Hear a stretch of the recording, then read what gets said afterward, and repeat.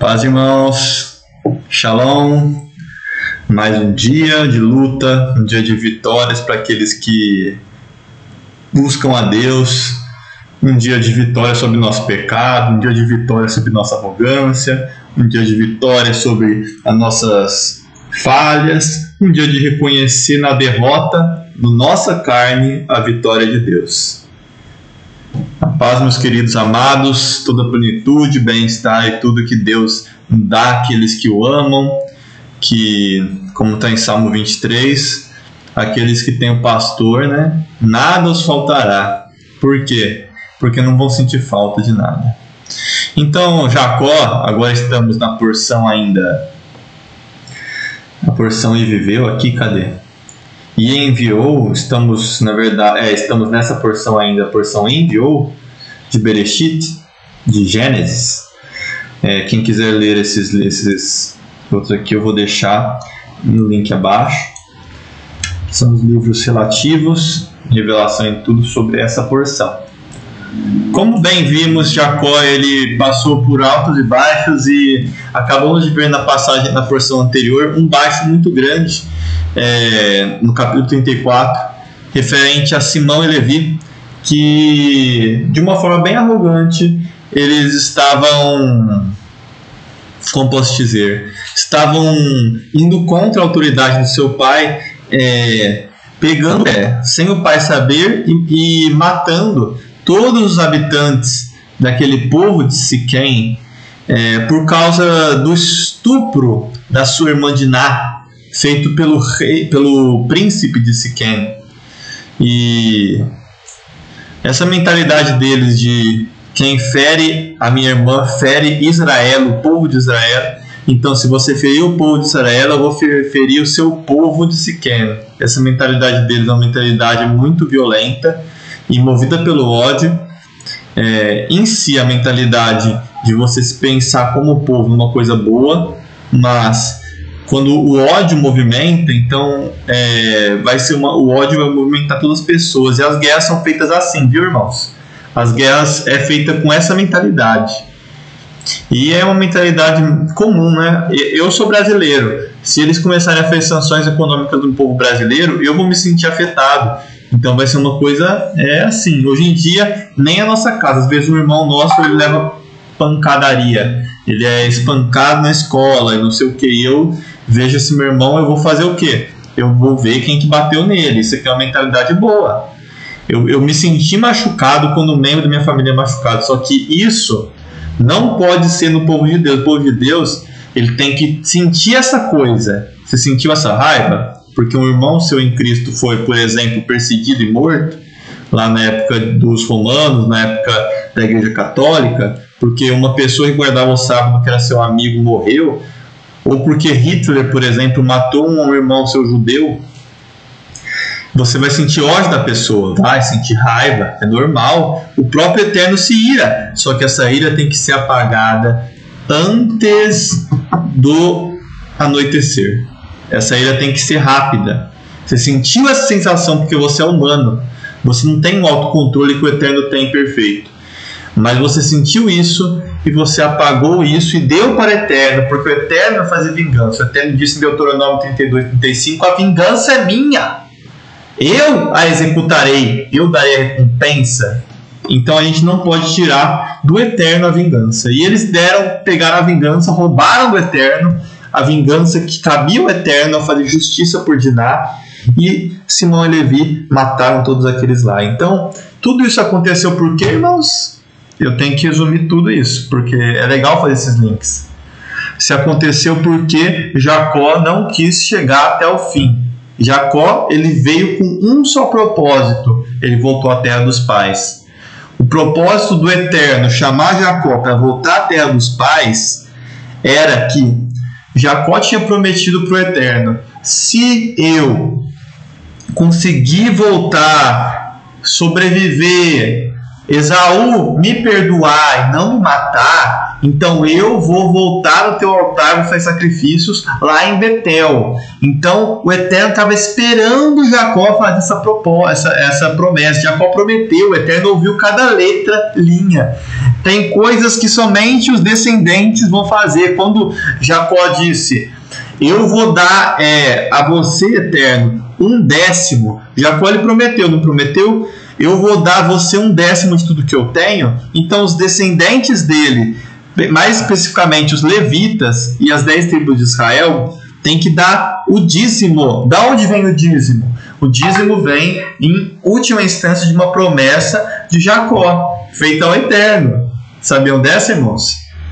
O dízimo tem propósitos muito maravilhosos, muito perfeitos, que o Eterno ele tem para dar aos pobres. O dízimo é uma caridade aos pobres e é uma tzedaká também ao Eterno. Mas ele veio em última instância dessa palavra que o Eterno ouviu de Jacó. Porque o Eterno ele quer que você é devedor de amor ao próximo, mas é isso. Então o Eterno ele ouve tudo que você fala, tome cuidado. E cada palavra que sai da tua boca, o Eterno ouviu e ele vai julgar justamente. É terrível, irmãos. Eu fico com medo porque eu não sei como eu posso controlar minha boca para falar só palavras de bênção, só palavras que eu posso me orgulhar depois quando eu estiver lá na frente do dia do juízo. Eu posso não ter medo dessas palavras se voltarem contra mim, porque são bênçãos. E tudo em nome de Jesus, em nome de Yeshua HaMashiach. Então é muito difícil, irmãos. Por isso que a gente precisa de Jesus tanto. Porque cada palavrinha, pensamento que a gente teve vai ser julgado. E o Eterno é que ele mostra como ele é justo. Ele está falando para o Jacó: Jacó, é hora de cumprir o que você me prometeu. Levanta-te e sobe a Betel e habita ali. Em Betel erguerás um altar a Deus que te apareceu quando fugias a teu irmão Esaú. Glória ao Eterno, aleluia. Digam todos aleluia, porque ele lembrou. O Eterno ele falou: lembra, Jacó, naquele momento que você fugiu da presença de teu irmão Esaú, lá no começo, lá no capítulo 27 de Gênesis? Lembra lá? Eu lembro, você não lembra, mas eu lembro. Então volta a Betel e faz isso, porque você viu, porque você quis ficar em Siquém e não quis ir em Betel, porque você comprou uma terra em Siquém e foi habitar lá, deu errado. Porque sempre dá errado parar no meio do caminho quando você está indo fazer uma coisa para o Eterno.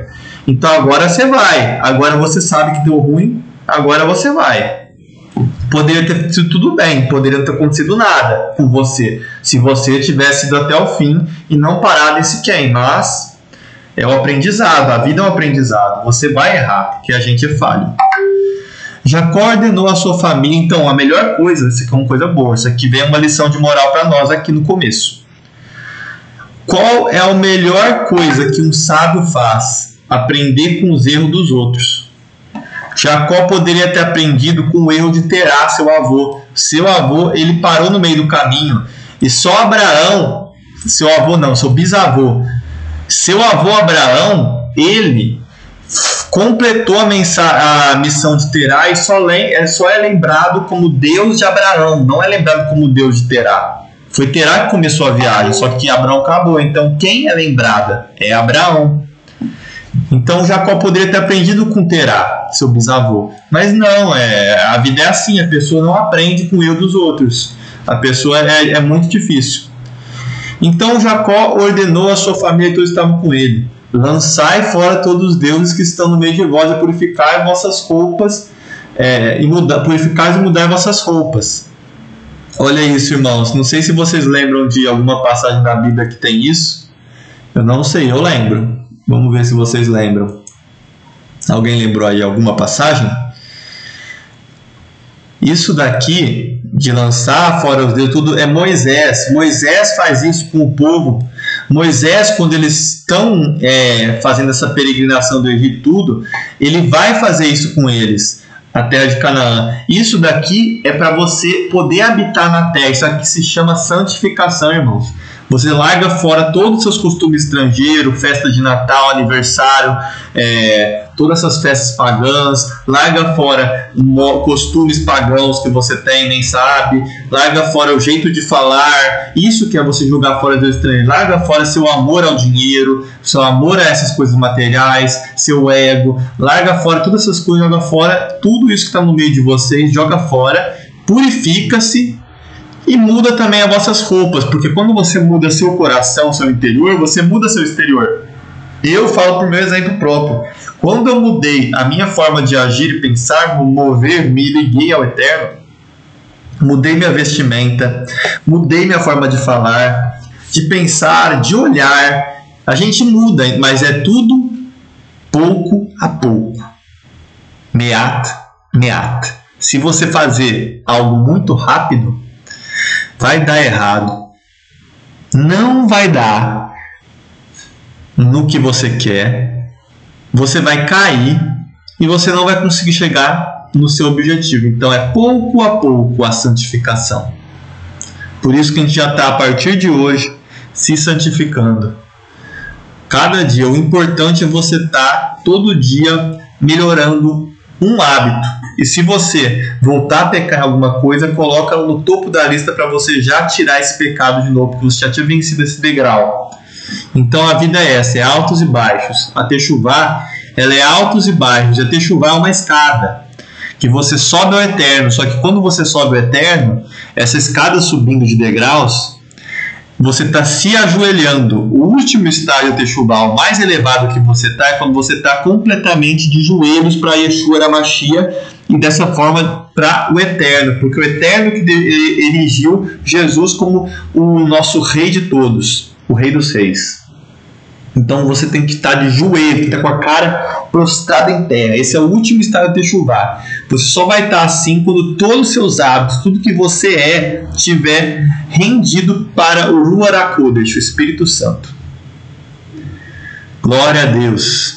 Então é isso, irmãos. Foi uma intro bem grande dessa porção, para a gente ver como é maravilhoso essa passagem aqui. Isso daqui vai acontecer muitas vezes na Bíblia, que vai ser pedido para a pessoa deixar todos os costumes pagãos. Isso aqui é o começo da Techuvá. É o começo da Techuvá, esse começo. É você lançar fora tudo que tem de ruim e mudar suas roupas. Primeiro você lança fora o que está dentro do seu coração. Porque a idolatria, você ter costumes, séries, filmes, coisas que você é viciado, essas coisas, bebida, tudo isso é idolatria. Você joga fora tudo isso, se purifica e aí muda as roupas, aí você muda o resto, né? Então a mudança, a circuncisão no coração, ela pode ser feita tanto por um batismo, porque existe também o batismo no coração, como eu falei na outra porção, a circuncisão do coração e o batismo também. O batismo ele é feito pelo lado de fora, por nós gentios, mas ele tem que ser feito no nosso coração também. Essa purificação ela é interna. Da mesma forma que Paulo criticava os judeus que eram circuncidados somente na carne, hoje a gente tem que ter ideia que a gente é criticado pelo próprio Eterno quando a gente é batizado somente na carne. Então muitos são batizados somente na carne. E quando você lança fora todo o resto, é quando você mostra para o Eterno: olha, eu não estou querendo mais pecar, eu estou arrependido, em nome de Yeshua HaMashiach. E aí você começa finalmente essa subida, porque você parte então dessa terra que você está aqui, sobe para Betel, a casa de Deus, vai no deserto. E é maravilhoso, irmãos. A Techuvá é maravilhosa e mexe com o Eterno, isso. É a coisa mais poderosa que tem para você querer estar presente no mundo vindouro. É a Techuvá, é o arrependimento verdadeiro. Amém? Eterno é fiel. E o Jacó fala: partamos e subamos para Betel, casa de Deus. Farei aí um altar ao Deus que me ouviu quando eu estava em profunda angústia e me socorreu na viagem que fiz. Aleluia! Aleluia! Ele ouviu na profunda angústia. Então o povo, porque ele já era um povo, olha que lindo esse termo. o povo, porque não era mais Jacó e seus filhos e servos, não, era o povo de Israel. Então o povo de Israel entregou a Jacó todas as imagens de deuses estrangeiros que possuía, os amuletos que usavam nas orelhas e brincos. Os amuletos que usavam nas orelhas como brincos. Tem pessoa que usa essa passagem para tentar falar que brinco é uma coisa pagã. Depende, irmãos. A gente tem que sempre ver a função do objeto e todas as coisas. É uma coisa assim que eu não vou nem entrar aqui em âmbito, porque tem coisas que realmente são paganismo, mas é tudo caminhada da Techuvá que você tem que reconhecer que isso é errado perante Deus. Jacó os enterrou ao pé do grande carvalho sagrado que ficava perto de Siquém. Viu? Ele parou lá perto de Siquém. Olha isso, irmãos. Ele parou perto de Siquém, você viu? Ele não estava longe de Betel. Ele estava perto de Betel, mas ele parou lá nos finalmente. Ele poderia ter ido até Betel, né? Você vê que geralmente a gente para a caminhada de Techuvá quando a gente está lá na frente, a gente acha que falta muito, desiste, mas aí já está quase, está nos finalmente, está na porta estreita. Faltava 10 passos, 5 passos, 1 passo, mas você desiste. Então não façamos assim. E eles levantaram o acampamento enquanto partiam. Deus fez-se abater sobre os moradores das cidades vizinhas um medo terrível. Por isso eles não se atreveram a perseguir Jacó e sua caravana, seja, o povo de Israel. Você vê que o próprio Eterno, mesmo com os nossos erros, com a Techuvá, ele sabia que o Jacó sabia que ele seria destruído pelos moradores dos espaços vizinhos, pelo que aconteceu no capítulo passado. Quem não viu, veja a paraxá passada. Então Deus ele protege, porque ele viu que realmente Jacó se arrependeu, ele protege Jacó mesmo assim, para não fazer que Jacó seja destruído pelo ódio gerado por Simão e Levi a Israel, quando eles mataram todos os moradores de Siquém. Então Jacó ele foi protegido pelo Eterno aqui. Assim, Jacó e todos os que estavam com ele chegaram à luz, cidade que também foi conhecida pelo nome de Betel, e que se situa até de Canaã. Lá Jacó construiu um altar e colocou o nome de El Betel, o Deus de Betel, porque ali Deus havia se revelado a ele enquanto ele fugia do medo do seu irmão. Com medo do seu irmão. Então morreu Débora, a ama de Rebeca, e foi sepultada abaixo de Betel, sob o carvalho sagrado que fica ao sul de Betel, que passou a ser chamado de Alon Bacuta, o carvalho das lágrimas. A gente vê que era muito amada essa Débora. Porque é assim, ser ama, ser servo, naquela época não era igual hoje em dia escravo, são palavras diversas. Tanto que nós somos servos do Eterno, só que a gente não é escravo, entendeu? É uma forma diversa de falar, é uma forma diferente de se portar com a pessoa. Um servo, ele tinha muitas leis, muitas coisas. Você não poderia machucar um servo pela lei do Eterno, você não poderia fazer quase nada, e ao 7º ano teria que ser liberto. E se ele quisesse continuar como servo, ele teria que furar a orelha dele e aceitar. E quando você libertava ele com muito dinheiro. Então essa servidão era uma servidão diferente, irmãos. Ser servo de Jacó com certeza era diferente, porque olha, todo mundo chorando pela ama de Rebeca, todo mundo chorando. E Deus apareceu ainda a Jacó quando este estava para Padã Arã e o abençoou. Ele declarou: teu nome, olha isso que maravilha. Vocês lembram que o Deus, Jacó, ele segurou o anjo que representava o Eterno para ele ser chamado de Israel e ele ter a confirmação de que ele sobreviveria perante Esaú? Jacó então se esforçou para receber a bênção que seria Esaú deixar ele sobreviver. Então ele segurou o anjo e ficou chacoalhando até que o anjo de manhã falou assim: já está se amanhecendo. Aí o anjo abençoou ele. E aí ele falou: você lutou contra o Eterno e contra os homens e venceu, e prevaleceu. Em que sentido? Ele venceu da tribulação.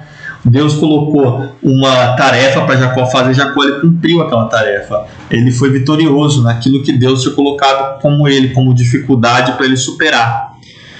E Deus vai confirmar essa bênção agora, porque Deus ele confirma. Deus ele uma vez ele fala, outra vez ele confirma, porque ele sabe que se ele deixar só uma vez falado, o ser humano esquece. Então ele fala: não, é isso aí que eu falei. Olha aí, foi isso aí.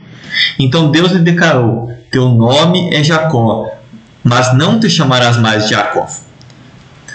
Teu nome doravante será Israel, tanto que é chamado de Israel até hoje. Deus afirmou a Israel: eu sou o El Shaddai, o Todo-Poderoso. Sê fecundo e multiplica-te. Uma nação, uma assembleia de reis e povos nascerá de ti, entre teus incontáveis descendentes.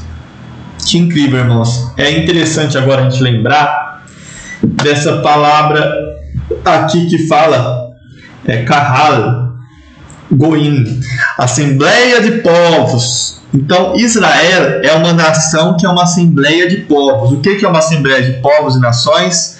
É uma Kehilá. É da palavra que vem traduzida como eclésia, como igreja. Então Israel, ela sempre nasceu para ser uma igreja, uma eclésia, uma assembleia de povos. Ela ser um ponto de união, onde os sacerdotes e reis instruiriam os outros povos e nações, e fariam todos se reunir, Deus ser um com eles, como Paulo diz em 1 Coríntios 15. É isso que é o plano do Eterno para Israel. A gente vai ler nos capítulos de Êxodo futuros, quando a gente chegar no livro de Êxodo, vamos ver como o Eterno ele fala sobre Israel, fala que o mundo inteiro é dele e eles serão aqueles que vão instruir os gentios. Só que Israel vai falhar, viu? Israel vai falhar, mas eles vão conseguir deixar uma semente, que é o Messias. E esse Messias e os 144 mil judeus primeiros convertidos, israelitas, eles vão formar a Kehilá dos povos e vão se estabelecer fora de Israel, mas claramente nós vemos hoje um processo contrário, um processo de voltar para lá, porque vai ser lá que Yeshua vai voltar e vai ter arrependimento. Então é isso, meus queridos, a grande apostasia já passou, mas a gente sabe que o propósito de Israel sempre foi ser uma assembleia de povos, uma igreja, Kehilá. É isso que é a grande assembleia dos santos do Eterno, Israel. E Deus ele falou: incontáveis teus descendentes. Eu te dou a terra que dei a Abraão e Isaque, darei toda essa região a ti tua posteridade, depois de ti. Glória ao Eterno. Vemos que isso é tão poderoso que atualmente Israel ela ressurgiu, como a profecia diz, de Isaías 66. Ela ressurgiu, e incrível que essa profecia diz, porque realmente essa terra é de Israel. Para aqueles que acham que não é dos palestinos, não sei o que, não. Está escrito aqui: o Eterno falou que essa terra ela é de Israel. Quem não confia no Eterno, tudo bem, mas ela é deles. Ela é deles, não tem o que falar. Então, quando terminou de profetizar, de falar o Eterno, Deus elevou-se do lugar de onde estivera falando com Jacó. Então o Eterno subiu, a voz, a nuvem do Eterno se elevou. E Jacó escolheu uma pedra e colocou no lugar que Deus lhe falara, e derramou vinho e azeite sobre ela como oferta de libação. Olha que coisa maravilhosa. Jacó tinha o costume de, sempre que ele falava com Deus, ele colocar uma pedra. Por quê? A pedra simboliza memorial. Quando você leva uma pedra e levanta e coloca, você está fazendo aquilo para que sempre que você ou alguém olhar para essa pedra, se relembre do que aconteceu. Como muitas das festas que o Eterno ele faz, elas são memoriais para que o povo de Israel se lembre desses fatos. Como a Santa Ceia e lava-pés é um memorial para que a gente se lembre da nossa aliança com Yeshua HaMashiach. Tudo isso são memoriais, são pedras levantadas, testemunhos. E este é um testemunho que Jacó levantou e colocou azeite, santificação e vinho seria alegria. E passou a chamar o lugar de Betel, o lugar onde Deus tinha falado com ele. Jacó e sua família partiram de Betel. E quando ainda faltava uma pequena distância para chegar a Efrata, Raquel começou a dar à luz em meio a dores além do normal, e o parto foi muito difícil. E enquanto padecia tentando dar à luz, a parteira encorajou: não temas, um filho saudável terás. É muito interessante, irmãos, esse fato, porque agora, lendo aqui, eu vou falar uma coisa que me veio.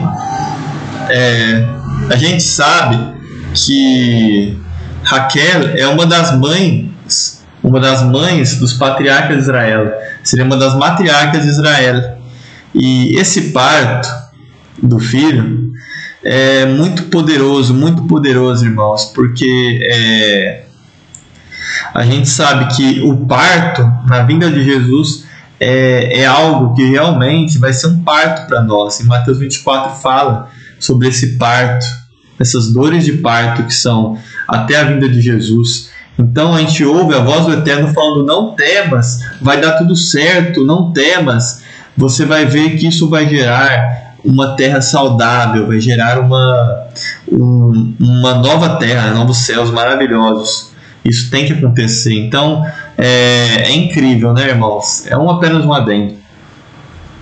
E Raquel estava sentindo essa dor de parto, achando que ia morrer, né? E no momento em que estava prestes a deixar essa vida, porque estava morrendo, deu à luz ao seu filho Beione, filho da minha aflição. Mas Jacob, Israel, chamou ele de Benjamim, filho próspero. Nós vemos que é incrível isso. Para Raquel, que estava sofrendo naquele momento, aquele momento lá estou fazendo um paralelo, não faz tanto sentido, mas é um paralelo interessante. Benjamim, ele estava dando a luz a Benjamim e ela estava morrendo, ela ia morrer, e ela chamou de aflição aquilo. Mas então vem o Eterno, representado por Jacó nessa volta de Yeshua, e chama aquele filho de Benjamim, não filho da aflição, mas filho próspero, filho da minha mão direita, da minha força. Que o termo filho, Benjamim é o filho da minha força. Então é incrível.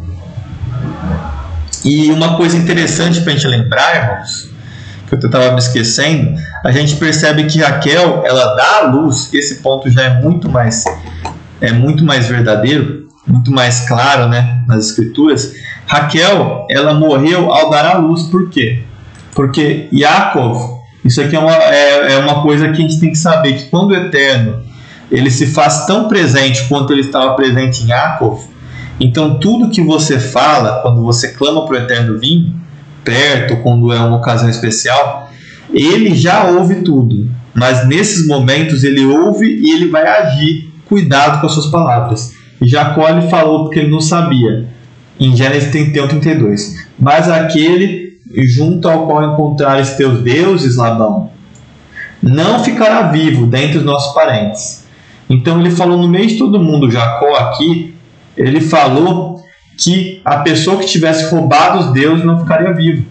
E Raquel, então, ela estava com os deuses, os ídolos, debaixo do seu ventre, sentada em cima deles, e ainda falou para o pai que ela não podia se levantar porque ela estava com um período menstrual, uma coisa ligada a ter um filho.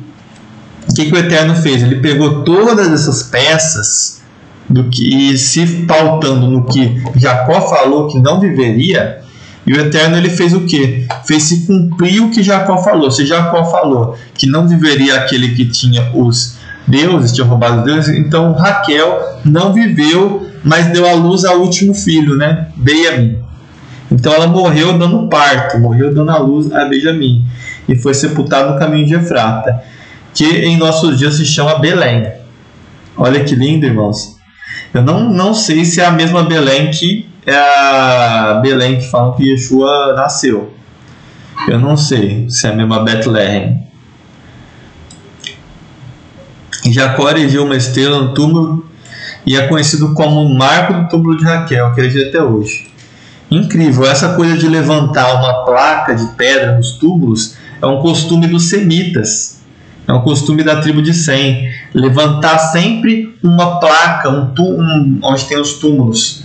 Por quê? Porque isso é algo que vai ser um memorial, porque a morte da pessoa, você não tem que orar para os mortos, nem fazer nada para os mortos, mas você tem que sempre ver uma pessoa que morreu e falar: abençoada a memória desse meu parente, abençoada a memória de um pai. Você tem que ser uma bênção, lembrando dos seus avós, desses seus parentes, para que o nome da tua família, minha família é Stephanie e Kalil, eu seja alguém que faça esse nome Stephanie, nome Kalil, seja lembrado de uma forma boa. Então é isso que é abençoar os seus pais, porque na Bíblia, avô, bisavô, trisavô, quisavô e pai é tudo a mesma coisa, tudo é a mesma palavra, porque todos eles são aqueles que te geraram. Se você não tivesse nascido do seu avô, você não existia. Se não tivesse nascido se Adão não tivesse sido criado, ninguém existia. Então Adão é pai de todos nós. E também Noé é pai de todos nós que estamos vivos. Então eles são nossos pais. E Abraão é o pai nosso se a gente tem a fé, né? E talvez também no sangue. Então é isso, abençoada a memória de Abraão, Isaac, Jacó, de Noé, de Adão, de Eva, de Rívica, abençoada a memória de Rebeca, essa mãe que é uma das matriarcas de Israel, importantíssima para a história de Israel. Sem ela, a tribo de José e a tribo de Benjamim não existiriam, e não existiria Israel como conhecemos. Abençoada seja em nome do Eterno, em nome de Yeshua Mashiach. Amém. Depois Israel partiu dali e armou seu acampamento diante de Midgal-Eden, a torre e vigia de rebanho. No tempo em que Israel habitava naquela região, Rubens teve relações sexuais com Bila, concubina de seu pai. Assim que Israel soube disso, ficou muito irado. Ora, os filhos de Yaakov tinham um número de 12, né? Incrível, né? Ruben, se eu não me engano, ele era o mais velho. Aí vocês confirmam vendo das parashás anteriores. Então ele teve relações sexuais com Bila, a concubina de seu pai. A gente sabe que na Torá isso é um pecado gravíssimo, você ter relações sexuais com a concubina de seu pai. A Torá tem uma lei contra isso, então ele desrespeitou uma lei, e isso aqui, se eu não me engano, vai custar para a primogenitura dele. Tudo fica impune, o que você planta, você colhe. Tudo não fica impune. E agora vai falar sobre as tribos aqui. Depois vocês leiam com mais calma aqui sobre as tribos. E aqui é porque o Eterno ele gosta de confirmar. O Eterno ele fala uma vez sobre as tribos de Jacó, e aqui ele novamente repete, falando das tribos de Israel, as filhas de Léo, que eram Ruben, aqui ó, que eu estava falando do primogênito de Yaakov, Simeão, Levi, Judá, Isacar e Zebulão. De José foi de Raquel foi José e Benjamim. De Bila, a serva de Raquel, porque é como se fosse filho de Raquel, porque era a serva Bila. Dan, Naftali. E de Zilpa, serva de Lia, Gad e Aser. Esses são os filhos, são as tribos de Israel. Esta é Israel, as 12 tribos.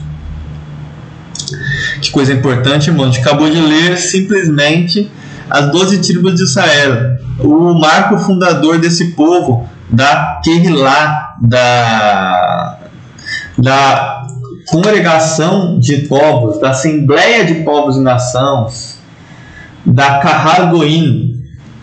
É algo que simplesmente é as bases para o reino vindouro.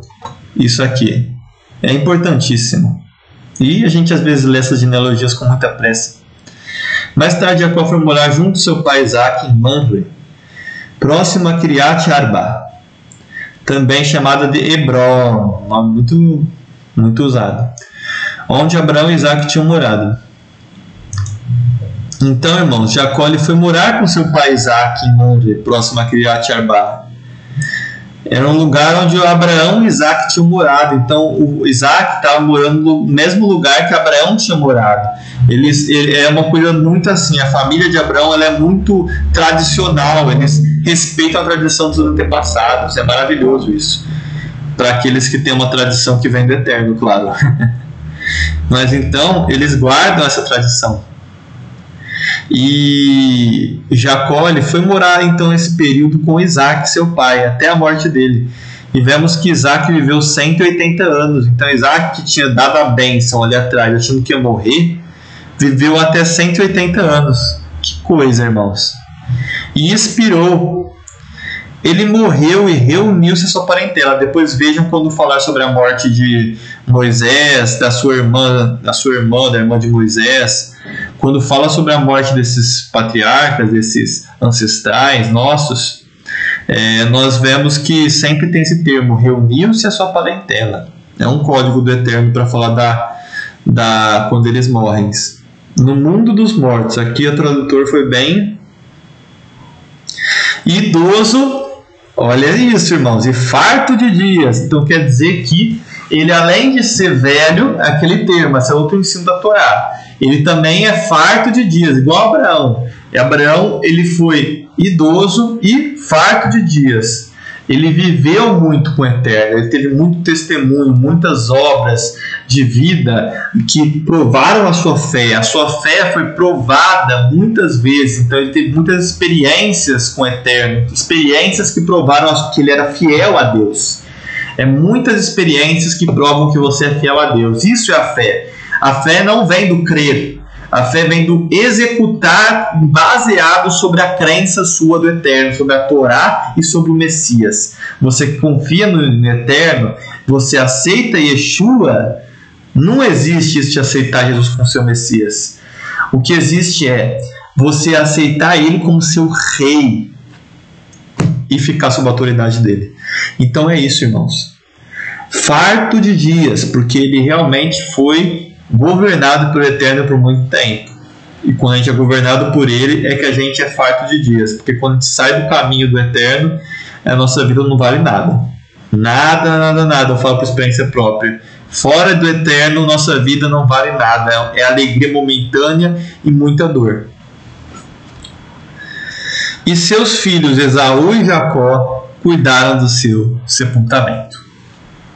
Aqui, irmãos, eu gostaria de falar sobre esse ponto, porque a gente às vezes acha que Esaú e Jacó não se viram depois disso, mas é mentira. Esaú e Jacó, eles, depois daquele momento que Jacó foi para Betel agora, ele depois foi viver com seu pai, e claramente Esaú acabou vivendo com ele. Até a morte do pai Isaac, tudo que indica é que Esaú e Jacó estiveram muito próximos até a morte do pai, tanto que eles foram sepultar juntos o pai. Então imagina isso, Esaú e Jacó sepultaram junto seu pai Isaac. Só que quando morreu o pai, claramente houve um distanciamento entre eles, também por uma coisa que a gente vai ver no capítulo futuro agora. A morte de um patriarca, irmãos, eu falo, meu avô, da minha família, por parte de mãe, ele morreu. Quando ele morreu, a família se dividiu toda. A morte de um patriarca, ela é um marco de divisor de águas. A família se divide. E a minha família dividiu toda, por quê? Pela parte econômica. E você vê que isso já vem do passado, já era assim. Agora vamos ver aqui. Essa é a história de Esaú. Então a Bíblia agora faz um break e vai falar da história de Esaú chamado Edom. Porque é importante a gente saber essa história, por isso que está na Bíblia. Esaú, porque ele é filho de Abraão também, é filho de Isaac.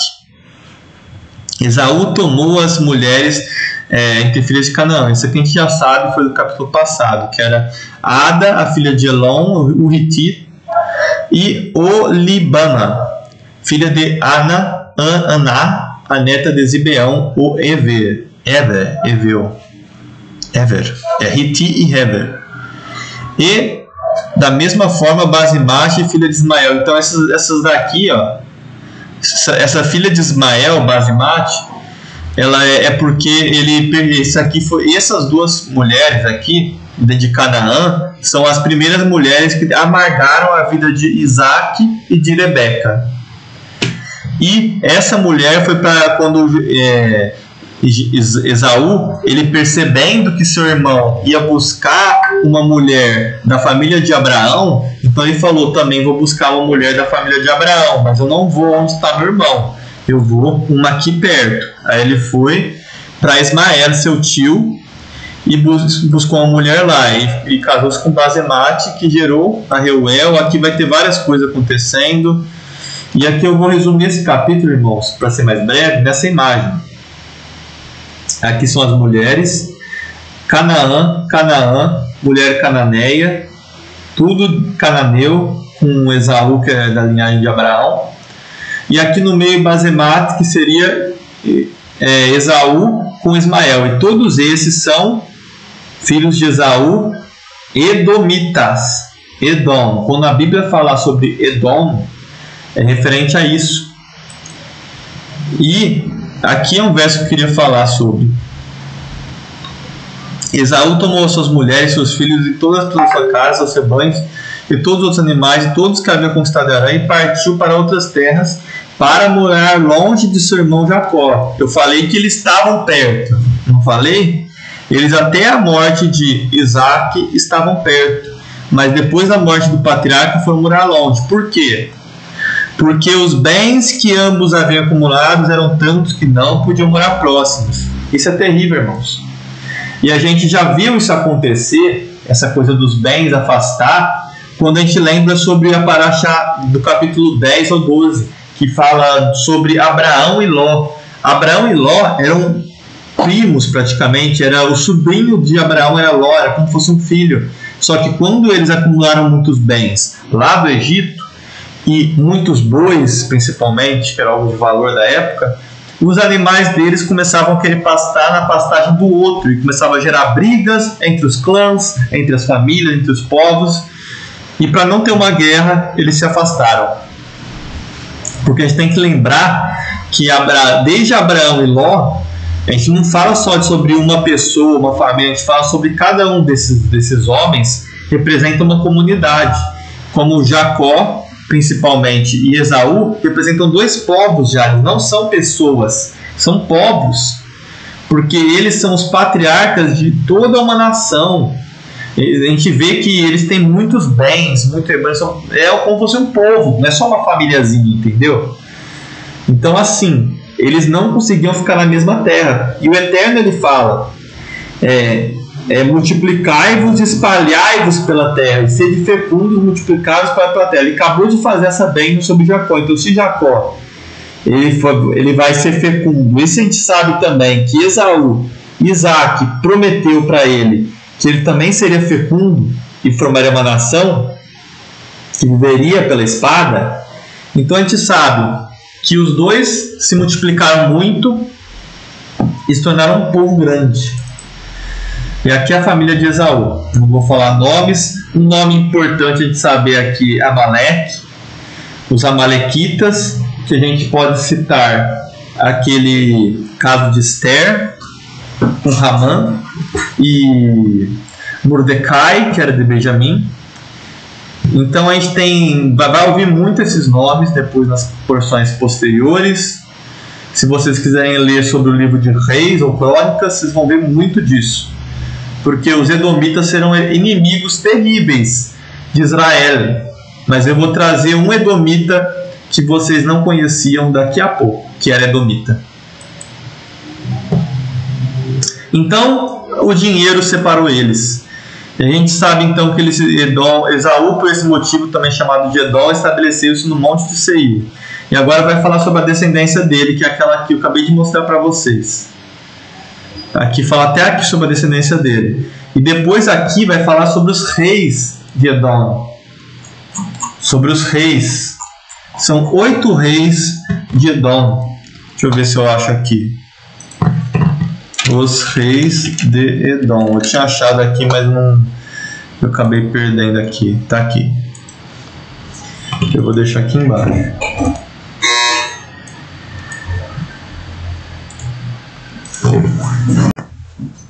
Amém, irmãos? Então, como eu estava falando aqui, estes são os 8 reis que reinaram antes do primeiro rei de Israel, em Edom.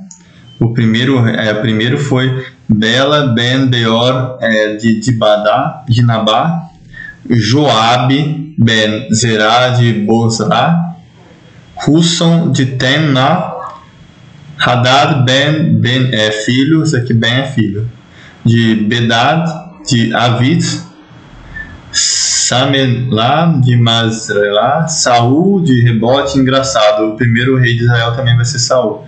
Baal-Hanan de Bel-Arbol e Hadar de Paur. Então nós vemos esses reis, são os 8 reis. E algo muito incrível é que esse segundo rei, Jobabe, inclusive eu acredito que ele está descrito aqui, Jobabe, cadê Jobabe? Sucessor, Bela, então Razan de Moabe, aqui, Joabe. Esse rei Jobabe, ele é um rei de Edom. E engraçado, esse nome Jobabe, é um nome muito comum entre eles em Edom. E esse nome nos lembra um personagem bíblico que muitos conhecem, o famoso Jó, aquele que perdeu tudo e mesmo assim não negou sua fé no Eterno. O famoso Jó, do livro de Jó, que nos ensina uma lição maravilhosa. E guardem essa mensagem, que eu vou apenas mostrar um pouquinho sobre o reino de Edom, algumas imagens aqui. A primeira aqui é o posicionamento dele. Aqui o reino de Edom, perto do reino de Moabe, as tribos nabateias, as tribos árabes, os filisteus, Israel aqui em cima, o reino de Judá fazendo fronteira ao reino de Edom. Nós vemos que o reino de Judá, Davi vai ter muita guerra contra Edom. E os filisteus também aqui do lado, que também brigavam muito contra eles.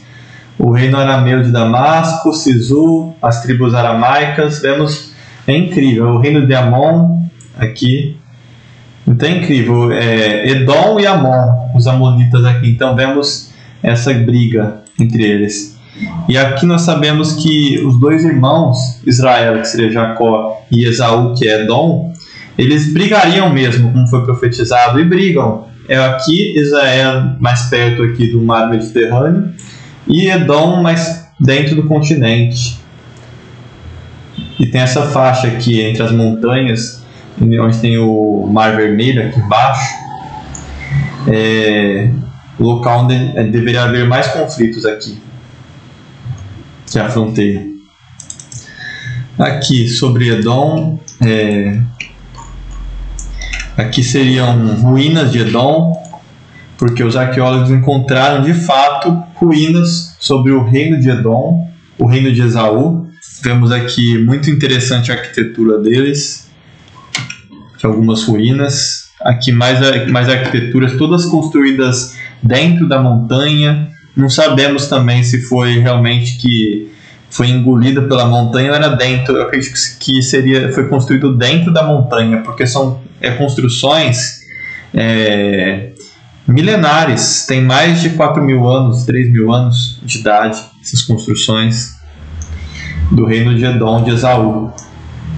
Aqui outra imagem, dentro da montanha eram construídos aqui, muito interessante. Todos os arqueólogos encontraram e os arqueólogos são quase unânimes para dizer que são todas essas imagens se referem ao reino de Edom, dos edomitas de Esaú, porque é um reino que realmente existiu e fazia fronteira contra Israel. Então nós sabemos que os edomitas, Edom, é um povo muito cruel contra os israelitas no deserto, principalmente quando não quiseram dar água. e o próprio Moisés vai fazer uma lei para não permitir que os edomitas entrassem na Querilá dos povos por pelo menos algumas gerações, né, até eles acabarem, porque foi um povo extinto. Não existe mais o povo de Edom, foi extinto logo um pouco depois, né? Então nós vemos que esse povo de Edom, ele, mesmo sendo cruel, existe um edomita que abre a possibilidade para a gente crer que realmente não eram todos edomitas que eram assim. Nem sempre Edom foi contra o Deus de Israel, Isaac e Jacó. O Deus de Abraão, Isaac e Israel, Jacó.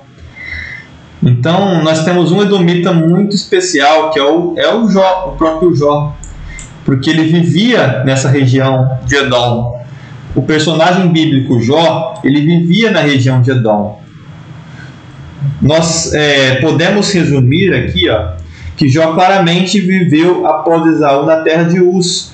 A terra de Uz, ela é parte de Edom. Assim podemos considerar estabelecido que Jó era edomita. Isso aqui é uma tese de teologia da UNB, que foi feita sobre Jó ser possivelmente esse rei Joabe, o segundo rei de Edom. Sobre ele ser o rei ou não é uma coisa que fica muito suposição, mas o fato de que ele era edomita, pelos indícios que eu vi, é algo que é quase certeiro, porque ele vivia realmente naquela região, e seria muito difícil ele viver naquela região e não ser edomita. Enfim, os 4 interlocutores que dialogam com Jó vieram de lugares da região de Edom. Elifaz, o Tenamita, era obviamente edomita. Elifaz, citado na Bíblia, era um dos filhos de Esaú. E um filho desse Elifaz original, que se chamava Temã, se tornou um dos chefes de Edom, né? Incrível, que a gente vai ver em Gênesis 36 aqui. A gente viu aqui em Gênesis 36. Então é incrível, né? Todos os indícios dizem para que Jó realmente era edomita, porque ele vivia naquela região, Jó. Nessa época aqui, por meio dessa época depois de Esaú. Então, realmente, a gente saber que Jó... O que é importante de eu saber que Jó era edomita? É importante para a gente não ter preconceitos com os povos em geral. A gente não pode falar todo edomita é cruel, ou todo egípcio vai para o inferno. Não pode fazer isso. Muitas pessoas, às vezes, elas veem povos que foram contra Israel no passado e acham que esses povos vão ser todos... eu não sei, eles são todos maus. Não existe uma pessoa que realmente servia a Deus dentro desse povo. Não existia alguém que realmente buscava o Deus de Israel dentro desse povo. E a Bíblia nos mostra vários exemplos contrários. E sobre Edom, um exemplo que eu encontrei foi o próprio Jó, que os indícios apontam muito fortemente que ele era edomita. Ele, pelo menos, ele vivia naquele lugar e seus colegas e amigos eram edomitas. Então é incrível isso, esse testemunho de Jó, para nosso entendimento do povo de Edom, que não era um povo tão cruel quanto a gente acha. Claramente eles farão muitos atos cruéis contra Israel, mas não podemos julgar uma nação inteira, todas as pessoas da nação, generalizando. E cabe ao Eterno o juízo. Então é isso, meus queridos. Que esse versículo eu não li muito, esse capítulo, porque eu mostrei mais imagens, aqui eu preferi mostrar de uma forma mais visual, porque é muito texto falando de genealogia, essas coisas. E quem quiser ler, está no capítulo 36 da Bíblia, de Gênesis, e também tem em 1 Crônicas, aqui como eu citei, aqui em 1 Crônicas 1, 35 a 37, quem quiser saber da genealogia de Esaú. Então é isso, até a próxima porção e a paz seja convosco. Em nome de Jesus.